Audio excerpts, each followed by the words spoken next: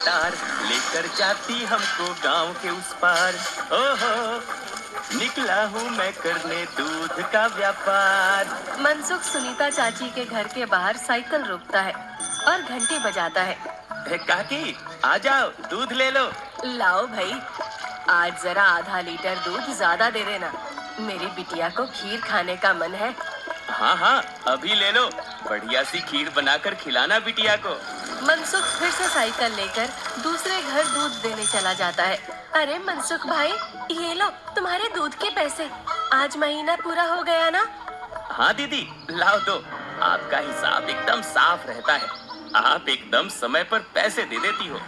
अरे मनसुख भैया, तुम गांव में सबसे सस्ता दूध देते हो और रोज समय पर भी आते हो, तो फिर हमारा तो फर्ज बनता है ना कि तुम्हें समय से तुम्हारे पैसे दें। अरे आपका धन्यवाद दीदी। अच्छा, मैं चलता हूँ। हाँ, इस दूध वाले की ज्यादा तारीफ नहीं कर रही थी तुम? अरे तो और क्या, सच ही तो कह रही थी, मैंने कुछ गलत कहा क्या? अरे मनसुख इतना ईमानदार है बेचारा। पहले हम शहर से पैकेट वाला दूध मंगाते थे, वो कितना महंगा पड़ता है, और उसे लेने के लिए आपको इतनी दूर दुकान तक जाना पड़ता था। बेचारा मनसुख तो घर तक दूध दे जाता है और पैसे भी शहर वाले दूध से कम लेता है।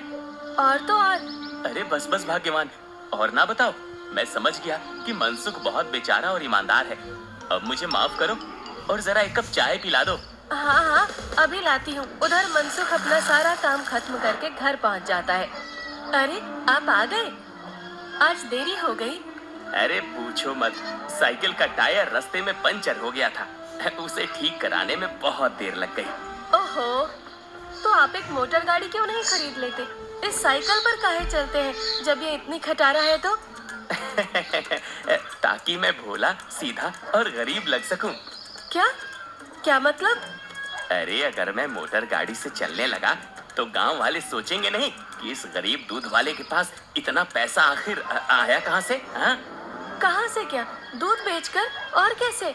मनसुख उठकर खड़ा होता है और सीधा अपने तबेले में जाता है, जहाँ मीना ने जानवरों का ताजा दूध निकाल कर रखा था।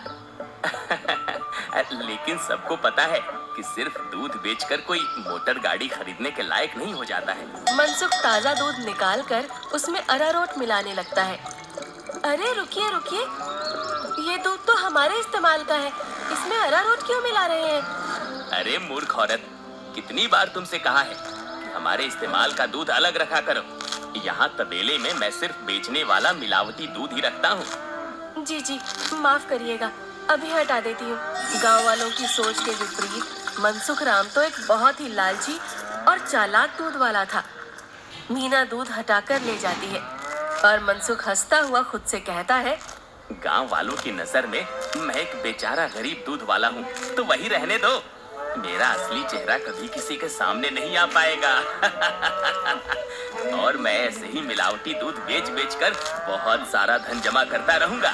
मनसुख की धोखेबाजी की गाड़ी ऐसे ही मजे से चल रही थी। एक दिन उस गाड़ी में सवार होने के लिए कुछ और यात्री भी आ गए। एक दिन मनसुख साइकिल से दूध बेचकर वापस घर जा रहा था और फिर से उसकी साइकिल पंचर हो गई।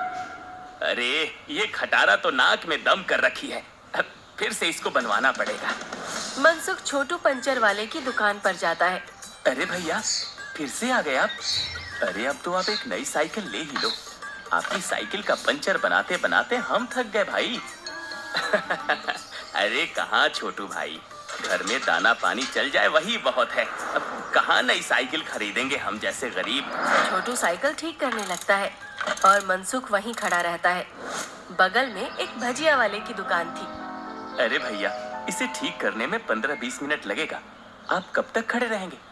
जाइए, सामने जाकर भजिए वाले की दुकान पर बैठ जाइए ना। अच्छा ठीक है, जब काम हो जाए तो मुझे बुला लेना। मनसुख भजिया वाले के पास जाकर कहता है, लाओ भैया, जरा एक प्लेट भुजिया खिलाओ। हाँ भैया, अभी लो। मनसुख के ठीक सामने दो आदमी बैठे हुए थे। दोनों कुछ विचित्र से दिख रहे थे, जैसे वसूली करने वाले गुंडे हो। मनसुख जरा संभल कर बैठ जाता है। अचानक से उनमें से एक आदमी को जोर से खांसी आने लगती है। अरे कैसी भजिया बनाई है तूने? नालायक। अरे अरे, क्या हुआ भैया जी? अरे जल्दी पानी लाओ। अरे भैया पानी तो खत्म हो गया है, मैं अभी कुएं से लेकर आता हूँ। तो क्या खो, तब तक मैं खांसता ही रहूंगा। मनसुख जल्दी से उठकर अपनी साइकिल में लगे कैन से थोड़ा दूध लेकर आता है। लो भैया, इससे तुम्हें राहत मिलेगी। वो आदमी जल्दी से दूध पी लेता है और उसकी खांसी रुक जाती है। अब जाकर आराम मिला, तुम्हारा धन्यवाद। कोई बात नहीं भैया, इंसान ही इंसान के काम आता है ना। ये लो भैया आपकी भजिए। अच्छा मैं अभी पानी भर के लाता हूँ, कहीं किसी और को जरूरत पड़ी तो पहले से रहना चाहिए ना। जब भजिया वाला चला जाता है तो मनसुख को अकेला पाकर वो गुंडे जैसा दिखने वाला आदमी मनसुख से कहता है, काफी शुद्ध दूध बेचते हो। क्या क्या मिलाया था दूध में? ये सुनकर मनसुख सकपका जाता है और भजिया उसके हाथ से गिर जाती है। क्या क्या मतलब है आपका भैया? मतलब ये कि ये दूध तो बहुत मिलावटी था, चक्कर ही पता चल गया। आज तक गांव में कोई भी मनसुख के मिलावटी दूध का स्वाद नहीं समझ पाया था और इस नए आदमी ने एक घूंट पीकर ही समझ लिया। मनसुख बहुत घबरा जाता है। देखो भैया, इस बारे में किसी को कुछ मत बताना। चाहो तो मुझसे कुछ पैसे ले लो, मेरे सालों का बना बनाया धंधा है, इसे चौपट मत करना। अरे हम तुम्हारा धंधा चौपट करने नहीं आए हैं, बल्कि हम तो तुम्हारे धंधे में 4 चांद लगवा देंगे। क्या मतलब है तुम्हारा? देखो भाई, मिलावट तो तुम कर ही रहे हो, तो हम तुम्हें मिलावट से कुछ अलग करने को नहीं कहते। तुम बस अपने दूध में ये मिला देना। वो गुंडा मनसुख के हाथ में एक पाउडर की पुड़िया थमाता है। ये क्या चीज है भाई? नहीं नहीं, ये नशे वशे का व्यापार नहीं करता मैं। ये सब तुम अपने ही पास रखो। अच्छा, मतलब सिर्फ दूध में अरारोट मिलाने का व्यापार ही करते हो? अब चलो ठीक है, कोई बात नहीं। हमने सोचा था तुम भी 4 पैसे ज्यादा कमा लो, मगर ये तो अपना अपना भाग्य है। क्या? अरे मैं तो मजाक कर रहा था। मैं तैयार हूँ भाई। अब सामने से आती लक्ष्मी को भला कौन मना कर सकता है। लाओ लाओ, पुड़िया इधर लाओ। ये हुई ना बात। तो फिर ये लो, इस एक पैकेट को एक बड़े दूध के केन में मिलाना, इससे कम या ज्यादा में नहीं, तभी स्वाद में किसी को अंतर नहीं पता चलेगा। और हाँ, इसे मिलाने के बाद तुम्हारे दूध की डिमांड गांव में 4 गुना हो जाएगी। लोगों को ये बहुत अच्छा लगने लगेगा और चाह कर भी बिना इसे कोई पिए रह ही नहीं पाएगा। एक पुड़िया का 1000 रुपए हुआ। अरे अब ये तो बहुत ज्यादा है भैया। अच्छा, ज्यादा लग रहा है? अब चलो कोई बात नहीं, मत खरीदो। अब ये भजिया वाला आएगा ना तो इसे ही बेच देंगे। ये तो खुशी खुशी 1000 रुपए में खरीद लेगा। अरे अरे नहीं, रुको रुको, मैं देता हूँ ना पैसे। ये लो। शाबाश, चलो अगले हफ्ते मिलते हैं। मनसुख की साइकिल ठीक हो गई थी और वो पुड़िया लेकर वापस घर जाता है। जब मनसुख दूध में पुड़िया मिला रहा था, तभी वहाँ पर मीना आ जाती है। अरे ये आप क्या कर रहे हैं जी?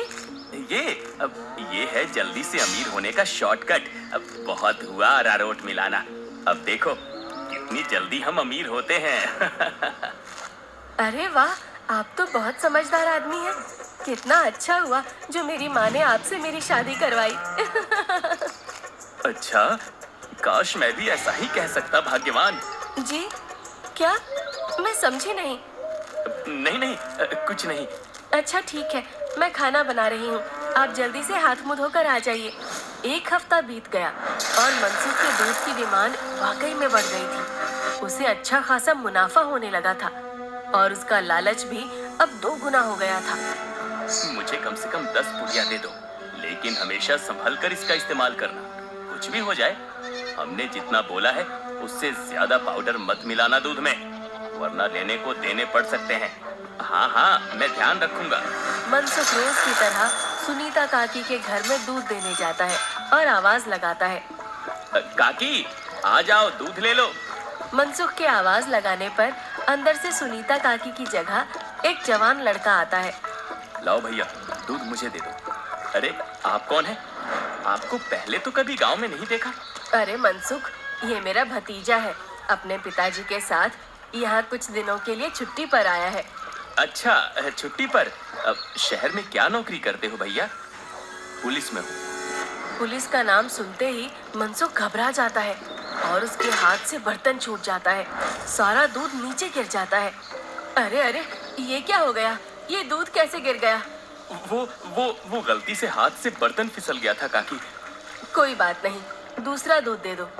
वो अरे नहीं, आज तो दूध खत्म हो गया है काकी। मैं कल आता हूँ ना। अच्छा, अब मैं चलता हूँ। इतना कहकर मनसुख जल्दी से वहाँ से भाग जाता है। मनोज और सुनीता दोनों को मनसुख की ये हरकत बहुत अजीब लगती है। ये इसे क्या हो गया? इसने ऐसा तो पहले कभी नहीं किया। होगी जरूर कोई बात। खैर चलिए, अंदर चलते हैं बुआ जी। आज तो बाल बाल बचा। कहीं उस पुलिस वाले को सच का पता चल जाता तो आज तो मैं गया काम से। बाकी की जिंदगी जेल के अंदर काटनी पड़ती। उफ।